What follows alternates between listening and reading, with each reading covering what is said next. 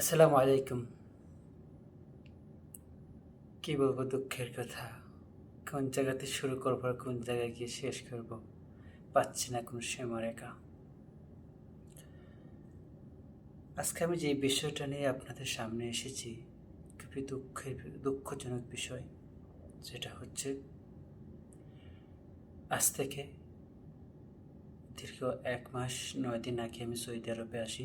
প্রথম রমজান আমি সন্ধ্যা 7টায় সৌদি আরবে রিয়াদে প্রবেশ করি। ইভেন্ট আমাকে বাংলাদেশ থেকে যার মাধ্যমে আসছিলাম আমি ওদেরকে দালাল বলে স্বীকৃতি দিচ্ছি না।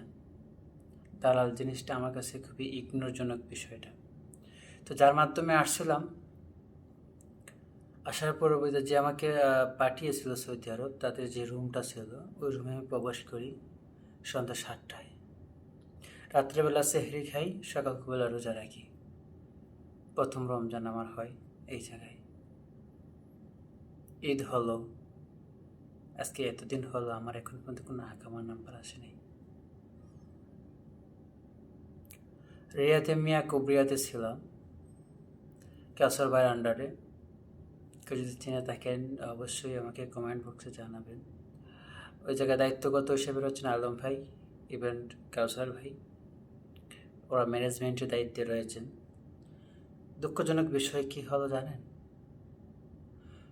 আমরা 4 লক্ষ, 4.5 লক্ষ, 5 লক্ষ টাকা দিয়ে সৌদি আরবে এসে এতটা ওদের কাছে জুলুমের শিকার হয়ে যায়, যা হয়তো বলে প্রকাশ করতে পারবো না ভাই। কেন জানেন?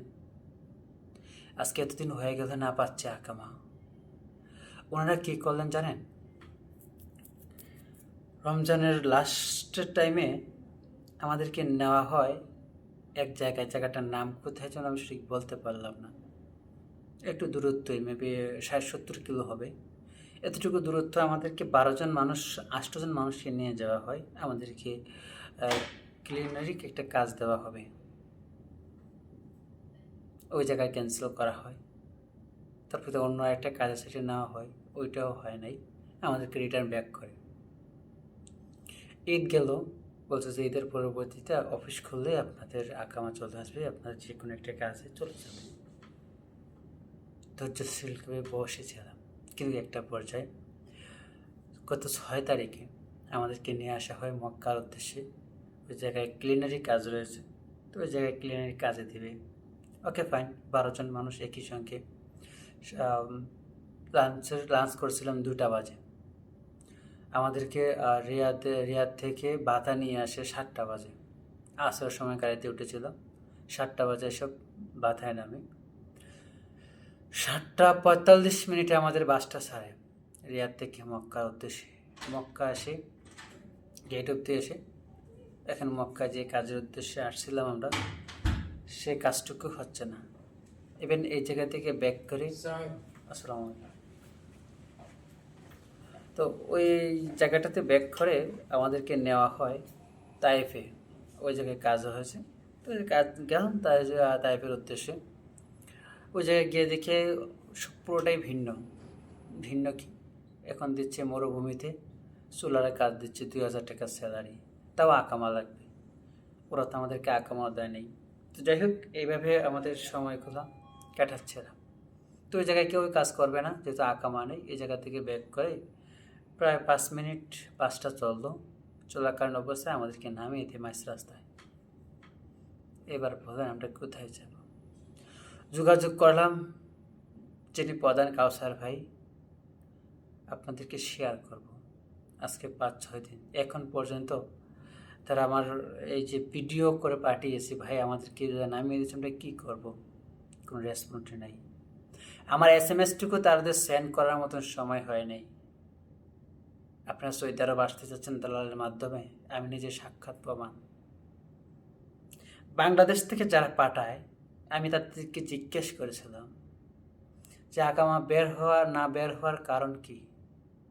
আমি যার মাধ্যমে আসছি সে কি আপনাদেরকে টাকা পয়সা কোথাও কমতি যদি রেখে থাকে তাহলে আমাকে বললেন, আমি সেই জায়গায় ঘাটতি পূর্ণ করে দিচ্ছি। আমার কাজ এবং আমার আকামাটা ইমিডিয়েটলি দেওয়ার ব্যবস্থা করেন। বললো যে না, দেশ থেকে আমাদের যত টাকা পেমেন্ট করার কথা ছিল এত টাকা তারা পেমেন্ট করে দিয়েছে। ইভেন্ট আরও 1,40,000 টাকা তাদেরকে দেওয়া হয়েছে আমাদেরকে কাজ দিয়ে দিবে বলে। কাকে দুষব? বাংলাদেশের দালালকে দুষব? এটা সাক্ষাৎ প্রবাসে যারা রয়েছে তাদেরকে দুষব? রাস্তায় যখন ফেলে দেওয়া হলো, যোগাযোগ করলাম ওদের সঙ্গে, কোনো রেসপন্সই নাই। আলম ভাইয়ের সঙ্গে যোগাযোগ করলাম, অনেকক্ষণ পর ফোন রিসিভ করলো, বললো যে কী হয়েছে ভাই, এই ঘটনা আছে, দেখতেছি। বসতে বসতে সন্ধ্যা কি হয়ে গেল, কোনো গাড়ি নেই, কোনো কিছু নেই। প্রায় 10টা না 12টার পরে একটা গাড়ি আসলো, তাইফে নিয়ে গেল। ওই কাজটাই আবার দিয়েছে। কাজ কেউ করতে পারবে না, কাউকেই রাখছে না। এক এক করে বাড়ি থেকে মানুষ টাকা এনে আবার রিয়াদের উদ্দেশ্যে রওনা দিয়েছে। এই হয়েছে প্রবাসী দালালদের দায়িত্ব। মনে হচ্ছে আমরা মনে হয় রাস্তা থেকে, ওরা তো বাঙালি, ওদের বাসায় উঠে ওদের বোঝা হয়ে গেছে। ভাই, 4.5 লক্ষ 5 লক্ষ টাকা দিয়ে আপনার কাজ অব্দি এসেছে। এই টাকাগুলো দিয়ে আপনাদের পরিবার চালাচ্ছেন, আপনাদের ফ্যামিলি চালাচ্ছেন, আপনারা নিজেরা চলতেছেন, ভালো ভালো গাড়ি চলতেছেন, এয়ার কন্ডিশনের নিচে থাকতেছেন। একটাবার কি ভেবে দেখেছেন এই মানুষগুলোর মনের আকুতি, মনের অনুভূতি, মনের কষ্ট কতটা অবিষাক্ত এই টাকাগুলোতে আপনারা চলাফেরা করতেছেন? আপনারা ভাবতেছেন দুনিয়াতে আপনাদের কারো কোনো কিছু করার ক্ষমতা নেই। আমি একটা কথা বলি, শুনুন।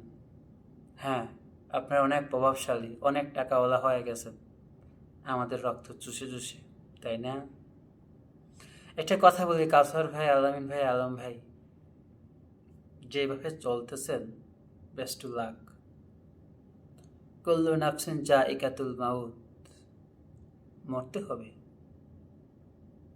প্রত্যেকটা মানুষের কান্না, আহাজারি, হৃদয়ে চাপা কান্নাগুলার যে শব্দগুলো না, আপনাদের কবর ফেটে যাবে, কিন্তু বলে দিচ্ছি। আমার যদি বাংলাদেশ থেকে কিংবা প্রবাসে কোনো কিছুর ক্ষমতা থাকতো, বিশ্বাস করেন আমি সর্বপ্রথম একটা উদ্যোগ নিলাম না, সেটা হচ্ছে দালালদের মূল শিকড় উপরে ফেলতাম। এত কষ্ট, এত নির্যাতন সহ্য করতে হয় কখনো কোনোদিন ভাবিনি। যারাই দালালি করতেছেন ভাই, একটু মানুষকে সহানুভূতি করার একটু চেষ্টা করেন। জীবনে তো লাভ অনেকেই করেছেন, লাভ ছাড়া তো আপনারা কখনো পারা দেন না। কিন্তু যে জায়গা থেকে আপনাদের মূল উৎপত্তি, ওদেরকে একটু সাপোর্ট করেন, একটু ভালোবাসা দেন, যাতে বলে যে না, আপনার এখানে এসে সাপোর্ট পেয়েছে, একটু ভালোবাসা পেয়েছে। কেন এগুলো কষ্ট দিচ্ছেন? নামাজ পড়তে পড়তে কপালে কর ফালিয়ে ফেলেন, প্রতিদিন হজ করেন, বিশ্বাস করেন কোনো লাভ হবে না, কোনো লাভ হবে না ভাই। হয়তো নর্মালি ভাষায় কথা বলতেছি বিধায় আপনাদের গায়ে লাগতেছে না, তাই না? এমন যদি কখনো হয়ে দাঁড়ায় যে আমি আপনাদের সর্বপ্রথম এবং শেষ মূল সূত্র হয়ে দাঁড়াইছি, কি করবেন? অপেক্ষায় থাকেন, যদি নিজেকে শুধরাতে পারেন আলহামদুলিল্লাহ। আমরা যে নির্যাতনের শিকার হয়েছি, এবার যদি প্রতিনিয়ত করতে থাকেন, আমি মানুষের সেবায় কোনো কিছু করতে চাই। দেখা যাবে, বলে মুখে বলে লাভ নেই। আমি আমার সর্বোচ্চ চেষ্টা চালিয়ে যাচ্ছি। ভালো থাকেন, আল্লাহ হাফেজ। দেখা হবে কখনো না কোনো এক ভিডিওর মাধ্যমে। আমার কথাবার্তা একটু আঁকাবাঁকা হতে পারে, গায়ে লাগতে পারে, তাই না? ভালো থেকো, আল্লাহ হাফেজ।